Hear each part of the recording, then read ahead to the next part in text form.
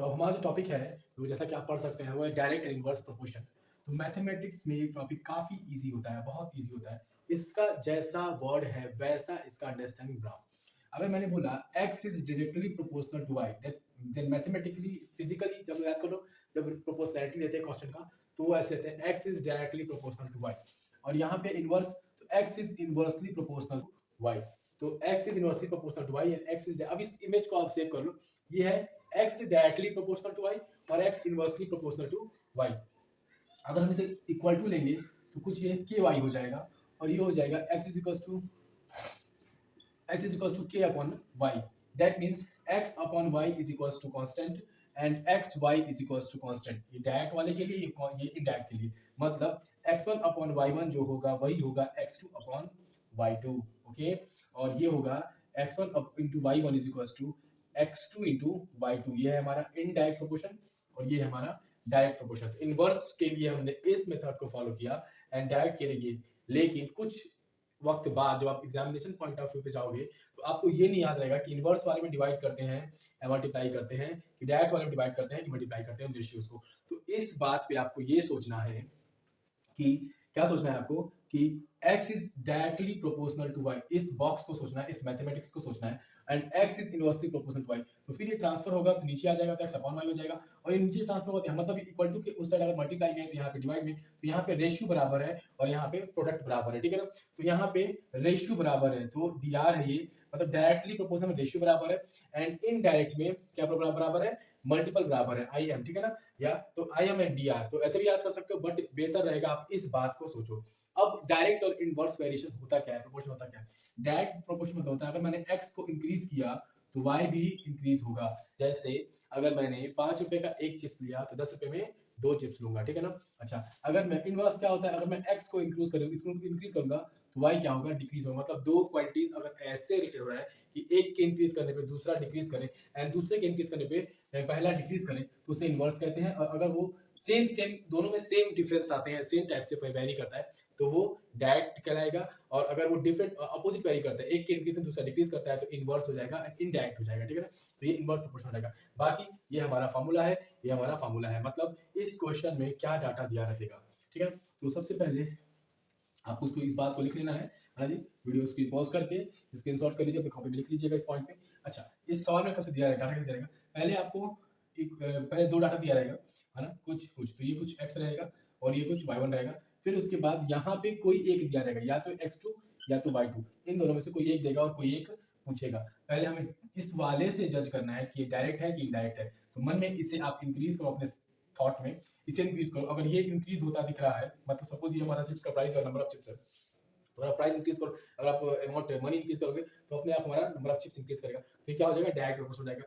तो ये तो इनको डायरेक्ट में क्या बताया था, रेशियो बराबर होता है। तो अगर आपने इस वाले क्वांटिटी को ऊपर लिया है तो इक्वलिटी के उस पार वाले क्वांटिटी को भी आप ऊपर ही लोगे, सेम चीज। और आपने कॉस्ट को ऊपर लिया है तो यहाँ भी कॉस्ट ऊपर, अगर यहाँ पे नंबर ऊपर है तो नंबर ऊपर, y1 नीचे लिया है तो वहां भी y1 y2 नीचे ही रहेगा। मतलब दोनों पेयर्स के सेम चीज सेम प्लेसेस में आएंगे, आइदर न्यूमरेटर या डिनोमिनेटर बनेंगे, आइदर न्यूमरेटर या डिनोमिनेटर। अगर मैंने इसे न्यूमरेटर बनाया है तो इक्वल टू के उस पार ये भी डिनोमिनेटर रहेगा, अगर मैंने इसे डिनोमिनेटर बनाया है तो इक्वल टू के उस पार ये भी डिनोमिनेटर रहेगा। तो ये हमारे बेसिकली 4 डाटा रहेगा इस क्वेश्चन में, 1 2 3 4, जिसमें से एक को पूछेगा, या तो इसको या तो इसको। बट आप किसी को भी निकालो, कोई ऊपर कोई नीचे, बट जो ऊपर रहे वो ऊपर। पहले तो आपको ये जज करना है कि वो डायरेक्ट है कि इनडायरेक्ट है, कैसे है वो पता करना है। जब ये पता चल जाएगा, और ये पता करने का तरीका है, आप एक को इंक्रीज करो और दूसरा इंक्रीज हो रहा है तो मतलब क्या हो गया, डायरेक्ट हो गया। अगर एक इंक्रीज करें दूसरा घट रहा है तो क्या हो जाएगा, इनडायरेक्ट हो जाएगा, ठीक है। जैसे आपके बुक्स में क्वेश्चन दिए हुए हैं, इसको देखते हैं हम लोग। बुक्स में क्वेश्चन दिया आपको है कि सबसे पहले क्वेश्चन नंबर थर्ड सॉल्व करते हैं, ठीक है। अच्छा, फर्स्ट वाले में क्या है, फर्स्ट में दिया है डाटा कि x is 1 3 4 16, x is 1 3 4 16 and y is 2 6 8 and then 32। as we can see it is 1 upon 2, that is 3 1 3 3 2 6, it is 1 upon 2, it is 1 upon 2, it is 1 upon 2। yes, it is directly proportional because ratios are equal। if ratios are equal it means they are under direct proportion, ठीक है।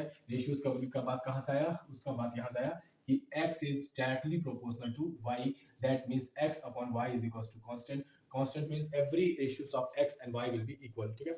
now third question, Rohan bought 16 balls in 160 rupees, तो find the cost of 32 balls।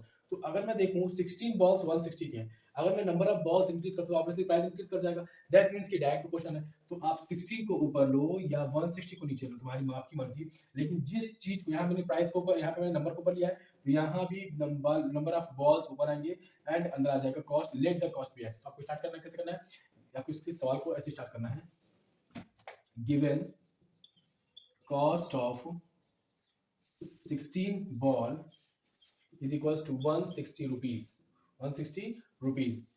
Then find, let the cost of, let the अब मैं second stock पर देख रहा हूँ, stock पर let the cost of 32 balls is equals to x. So since it is directly proportional, therefore 16 upon 160 is equals to x, x नहीं, x हमारा cost है तो वो नीचे आएगा बिकॉज यहाँ पे कॉस्ट नीचे है, इज इक्वल 32, ठीक है ना। कैसे सॉल्व करें, तो इक्वल टू के सामने सामने कट जाएगा, 16 टू जा 30, x यहाँ आ जाएगा एंड ये हो जाएगा 320, क्या हो जाएगा 320 रुपीज। तो अगर 16 बॉल 160 रुपीज का, तो 32 बॉल्स 320। अब इस सवाल को, इस बात को जरा बुक से हट के बाहर आके सोचो, अपार्ट फ्रॉम योर स्टडीज सोचो कि अगर 16 बॉल का दाम 160 रुपया है, तो 32 बॉल का दाम मतलब डबल हो गया, तो दाम भी डबल हो जाएगा, तो कितना हो जाएगा 320 हो जाएगा। आपको आंसर पेंस पता था, बस आपने बुक में सॉल्विंग के लिए से दिखा दिया, ठीक है ना। चलिए, तो ये तो हो गया थर्ड क्वेश्चन। नाउ आपकी बोर्ड एग्जाम में आने वाला सारा क्वेश्चन है ना। चलिए कुछ टफ सा क्वेश्चन लगाते हैं जिसमें अच्छा खासा क्वेश्चन, जैसे क्वेश्चन नंबर 5। हाँ जी, क्वेश्चन नंबर 5 क्या कह रहा है कि अ ट्रेन कवर 6200 किलोमीटर, तो distance covered in 31 hour is equals to 6200 kilometer, है ना। How much distance would it cover, तो distance covered in, let the distance, let the distance covered in 42 hour is equals to x, is equals to x. That means since the data is directly proportional, then 31 upon 6200, मैंने कहा था जो मर्जी वो ऊपर, but जो ऊपर इधर वही ऊपर इधर, मैं इधर आवर को ऊपर किया है, तो यहाँ पे अगले पेयर का पावर आवर ही ऊपर आएगा और नीचे हो जाएगा x। नाउ सॉल्व इट, तो यू कैन सी 31 टू जा 62, 20 कॉपी आउट, x यहाँ वो वहाँ, तो x is equals to 42 into 200, that is 2 4 are 8, 2 2 are 4, and double 0, 8400 kilometer is the distance traveled by the train. Okay, now next है कि ninth question है, तो you can copy it out, screenshot ले सकते हैं, इसको सॉल्विंग कर सकते हैं, ठीक है ना। वैसे आप सॉल्विंग किए हैं, इसको समझना जरूरी है, समझ हमने आपको बता दिया है, ठीक है ना। अच्छा, क्वेश्चन नंबर 9 क्या कहता है, if a model of a flag, फिर से आप question, given the model of the flag is 10 centimeter which is equals to 160 centimeter, ठीक है ना, of the actual shape, and if the breadth of the model, if the breadth of the model is, if the while the actual length of the actual flag is 160 centimeter, and the breadth of if the breadth is 240, find the breadth of model. So let the for the length, then the length of the model for the breadth 240, so for the breadth for देखिए यहाँ पे statement क्या लिखना आपको, आप देखना है यहाँ पे यहाँ आपने स्टेटमेंट लिखा, given the length of model is 10 centimetre for the length of 160 centimeter of actual size, ठीक है। therefore for actual size of 240 meter the length of the model be x। अब देखो बहुत क्लमजी सा लग रहा है कि क्या पूछा है क्या पूछा है क्या पूछा है। हाँ जी, तो सबसे पहले आपको क्या करना है, आपको ये करना है कि आपको आपको ये बात तो पता है, ये एक्चुअल लेंथ है, ये एक्चुअल लेंथ है, ये मॉडल है, ये मॉडल है। तो अगर मैंने पहले जोड़े में मॉडल को ऊपर लिया है, तो दूसरे जोड़े में भी मॉडल ऊपर रहेगा, और दूसरे जोड़े में मॉडल क्या है x है, तो ये हो गया 16, ये हो गया 16, then x is equals to 240 upon 16, 240 upon 16, ठीक है ना। now solve it, 4 4 जा 16, 4 8 जा 20, 4 6 जा 24, 0 and 4 15, answer is 15 centimeter is the length for the model, ठीक है ना। अच्छा, you can do it like this, तो प्रोपोर्शन आपको बराबर कर देना है, आपका आंसर आ जाएगा, ठीक है ना। हाँ जी, चलिए फिर नेक्स्ट क्या है, चलिए इनडायरेक्ट पे आते हैं। इनडायरेक्ट जैसे मैंने आपको समझा रखा है कि इनडायरेक्ट क्या होता है, कैसे होता है, ठीक है ना। तो सबसे पहले इनडायरेक्ट के लिए हमें क्या करना है, हमें ये करना है कि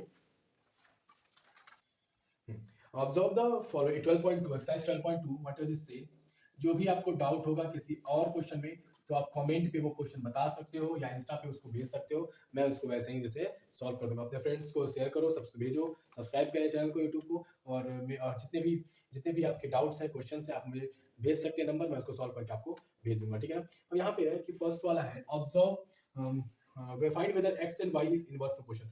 तो द गिवन और information is like 6, 18 and 36, and then y is 12, 4 and 2. For being it in inverse proportion, the x1 and y1 should be equal to x2 and y2, should be equal to x2 and y2. The x1 is 6, x2 is 12 into 12, x2 is 18 into 4. 4 3 are 12, 3 6 are 18, 6 is equals to 6, that means 1 equals to 1. Therefore it is with proportion, it is inverse proportion, है ना।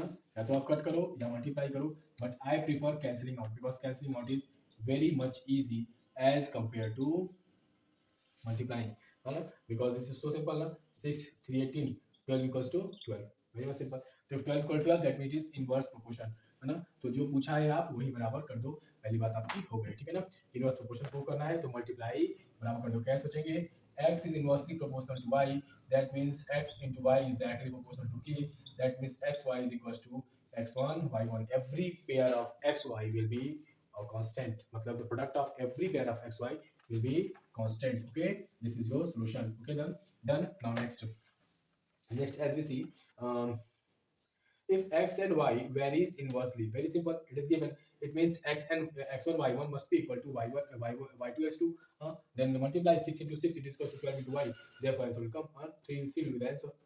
चलिए, now let's talk about the seventh question, question number 7। check, if 40 men can reap a field in if 40 men can reap a field in 10 days, in how many days 8 men will reap the same field? That means आपको ऐसा feelings आ रहा है कि 40 men will reap more field in 10 days, if it means for 40 men days are 10, for 8 men days will be more, because the same field, and if 40 men takes 10 days, then 8 men takes more days, the number of men decrease, the number of days increase, it means you think over 40 men and 10 days, for 40 men it takes 10 days, then for 80 men it will take 5 days, then on increasing the number of men you decrease, you found the decrease number of days, that means it is inversely proportional, okay। Now so for so it's given for 10, for reaping a field by 40 men, the number of days is equals to 10, okay। For reaping the same field by 8 men is equals to how many days, तो x days, क्या बोल दिया मैंने, x days बोल दिया, अब days में रखा,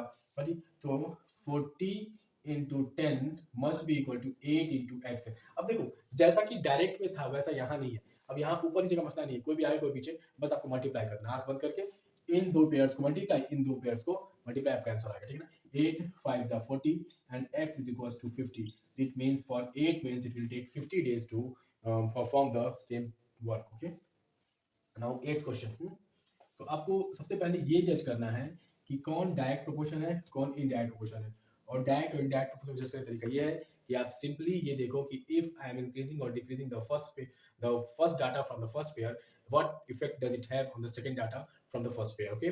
मतलब पहले डाटा को आप इंक्रीज करो या डिक्रीज करो, उसका क्या इफेक्ट पड़ रहा है दूसरे डाटा पे, पहले पहले पेयर के दूसरे डाटा पे। तो अगर ये इफेक्ट पड़ रहा है कि आपने पहला डाटा इंक्रीज किया, दूसरा डाटा कम हो गया, तो इसका मतलब इनवर्स प्रोपोर्शन है। आपने देखा कि पहला इंक्रीज किया दूसरा इंक्रीज हो गया, तो ये डायरेक्ट प्रोपोर्शन है, मतलब पहले इंक्रीज करने पे दूसरा इंक्रीज हो तो डायरेक्ट है, एंड पहला इंक्रीज करने पे दूसरा डिक्रीज हो तो इनडायरेक्ट है, ठीक है ना। अच्छा, एट्थ की बात करते हैं, farmer has enough food for 42 animals in is cattle for 21 day. अभी जैसे कि फूड वाले क्वेश्चंस हैं, मेन एंड वर्क वाला क्वेश्चन है, वो सब इनवर्स ही होता है, ठीक है ना। ज्यादा लोग जल्दी काम, कम लोग देर में काम, ज्यादा लोग जल्दी खाना खत्म होगा, ज्यादा लोग होंगे तो कम दिन खाना चलेगा, कम लोग होंगे तो ज्यादा दिन खाना चलेगा, तो कम जानवर ज्यादा दिन चलेगा खाना, ज्यादा जानवर कम चलेगा खाना, इनवर्स प्रोपोर्शन। तो इसको मुझसे देख लो, तो आपको क्या लिख रहा है, इनवर्स प्रोपोर्शन लिख रहा है 42 एंड 21। एक डाटा है, how much food last if the number of animal in cattle is being doubled.